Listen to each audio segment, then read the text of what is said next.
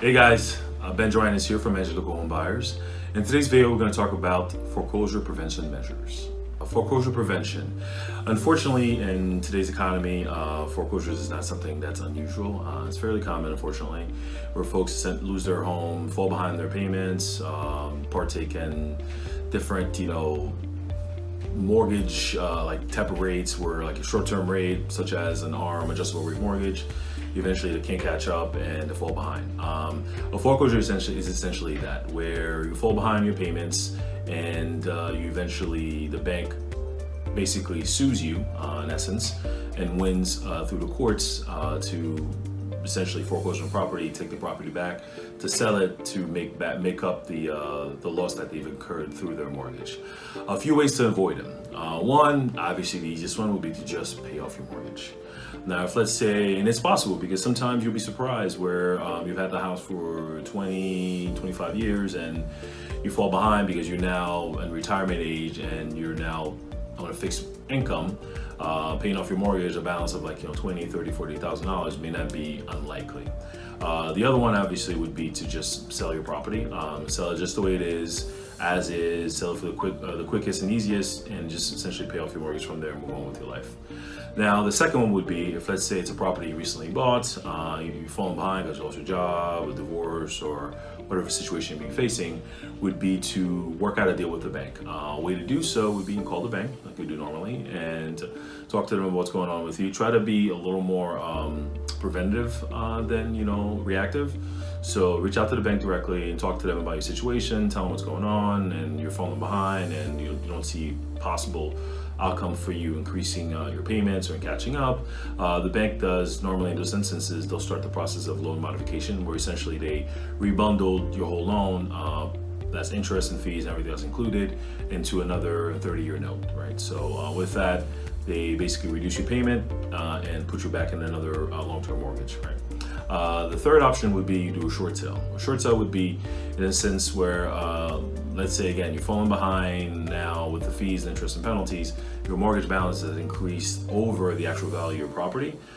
In that instance, you'll need a buyer, and that could be your buyer, but in that instance, you'll need a buyer, someone to come in to essentially present you an offer, and that offer gets negotiated directly with the bank, and the bank would essentially take a loss, right?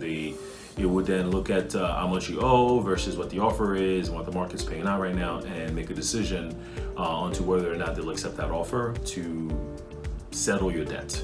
In either situation though, whether it's a foreclosure or a short sale, your credit will take a hit. However, with the short sale, the credit hit is not as basically big as it would be if you actually had a foreclosure. The fourth option would be if you've had enough, you owe so much, you've tried everything, you just want out, give the bank your deed. They call that a deed in lieu, where essentially you just assign the deed to your property back to the bank. It's still technically considered a foreclosure, but it avoids the whole rigmarole to the bank and the foreclosure process with the bank. The bank essentially takes back your property, tries to sell it for whatever it's worth, and usually works in the instance where if let's say your mortgage balance is about even with what the house is worth. So in that instance, you do that, then the bank will just pay off your mortgage and call it a day. But if let's say, you give the deed over and the house is worth a lot less than you actually owe, then the bank may still come after you for that mortgage balance. The fifth option would be you file for bankruptcy. If usually, the saying goes, if you're not paying your mortgage, you're definitely not paying something else. So filing for bankruptcy, it's the legal process of settling your debts.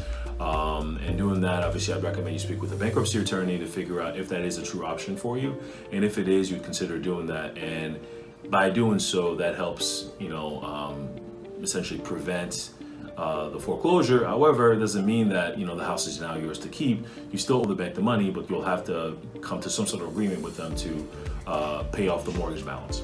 Lastly, you put everything behind you and you just sell the house to us. Working with investors is another way of preventing a foreclosure on your record. Basically, what we do, we come with very creative ways of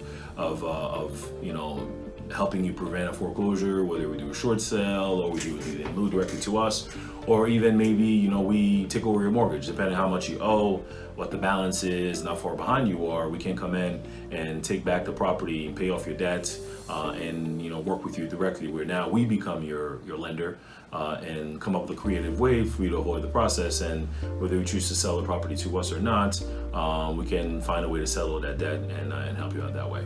In any event, my name is Ben from NJ Local Homebuyers. Numbers listed below. NJLocalHomebuyers.com is the website. Feel free to reach out. I'd be happy to help.